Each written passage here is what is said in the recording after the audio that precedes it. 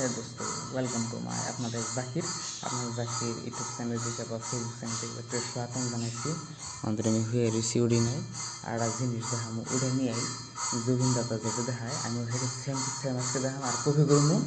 এই জুটলাম এটা ঘুষি দিন প্রাকৃতিক দৃশ্য পুরা কি মজা দেখা গেছে একবারে প্রাকৃতিক দৃশ্য। ওই পাহাড় জুবিন দাদার ভিডিও দাদার দেখে তারা কি হারবো তারা ঘুমে থেকে উড়ে নেই ভিডিও নাই কাম চলতেছে আর সেমাই পাহাড় আর এই যে চক গ্রিন তো আমি ব্রাশ করুন তো দাদা মানে অন্য রুমে গেলে মানে ব্রাশ করবো যেহেতু তো হাত মাসা হন তো সকাল দেখুন আনার দৃশ্য পুরা তো ব্রাশ ট্রাশ করি তারপরে লক পাইতেছি দাদা। তো এই যে আন্টি চা দিলে অহন চা খামু তারপরে পুরি দিব পুরি খামু হন পুরি খাই নে তো আমার যাত্রাটা আরাম করুন তো দেখতে থাকুন। চেঞ্জ করে নই তারপরে মেন ড্রেস পিন্ধি যাত্রাটা আরম্ভ করতেছি তো দেখতে থাকুন। তো গাইস আজকে একবার ফাড়িয়া লাগছে কেন নিয়ে গেলাম রোদ বাবা রোদ কালকে তো রোদ দিয়েছিল না 10টা বাজে পায় একবার 10টা বাজাই এরকম রোদ দিছে আজকে তোমার কুলাইতেছে না অমনা কথা।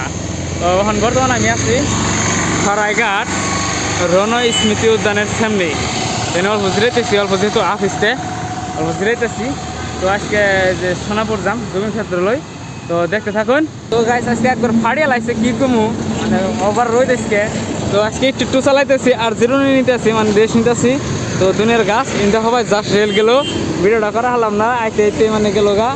তো সময় আছে হরাইঘাট দলং আমার এই সাইকেল নিয়ে ফার্স্ট টাইম গুয়াহাটি গেতেছি আর হরাইঘাট দলংয়ের উপরে সাইকেল চলে যাও তো বহুত রোদ লাহেলে যামু রেখে দিতে যামু তো আপনারা দেখতে থাকুন।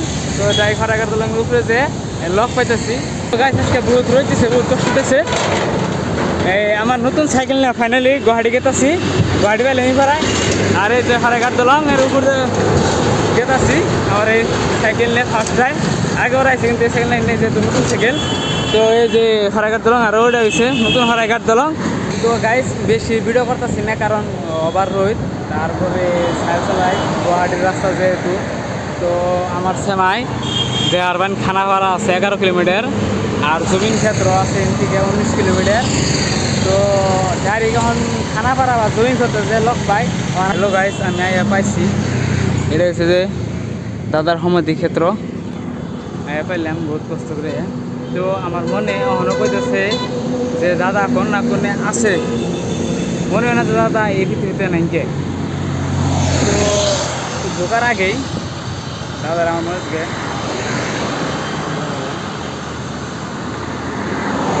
তো গাইস মানে ঢোকার আগে আড়া কথা কই আমার অসম সরকার আর আঙ্গ মামারে এটা কথা কইতেছি যে দাদার ন্যায়টা আঙ্গ লাগবো যেমন দাদার ন্যায়টা আঙ্গ তাই লাগবো জাস্টিস ফর জুবিন তখন ভিতরে যাবো।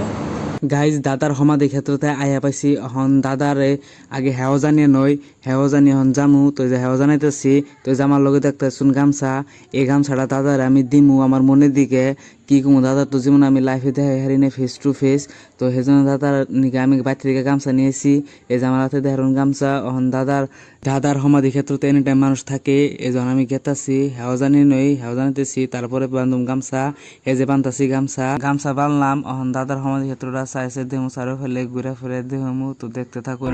বাতরে খিখতে বাত চাও তোমারে ওই জোয়াহি আজি তোমার বাতেরে বাতরে খিখতে বাত চাও তোমারে ওই জোয়াহি আজি তোমার বাতেরে তুমি আহিলে নামে বুকুরে খাওন তুমি নহলে উকা উকা মোৰ ফাগুন বাতৰে শেষতে বাট চাওঁ তোমাৰে লৈ যোৱাহি আজি তোমাৰ বাটেৰে।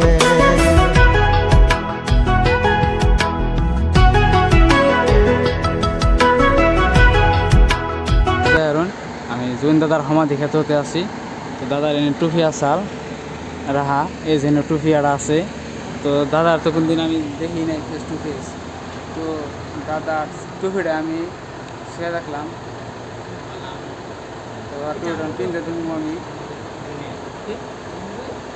জুবিন দাদার সমাধি ক্ষেত্র থেকে ডাইরেক্ট বেনিবুগুলা এলাম, কারণ বালাগোনা থেকে ভিডিও করলাম না। তো আজকে থাকমু, থাকার পরে কালকে আমার টাউন রাইডটা আবার আরম্ভ করবো। তো আজকে ভিডিওটা যদি ভালো লাগে তাহলে লাইক কমেন্ট শেয়ার করবেন, আর যদি ইউটিউবে দেখতেছেন তাহলে সাবস্ক্রাইব করবেন, আর যদি ফেসবুকে দেখতেছেন তাহলে ফলো করে থাকবেন। তো টাটা বাই।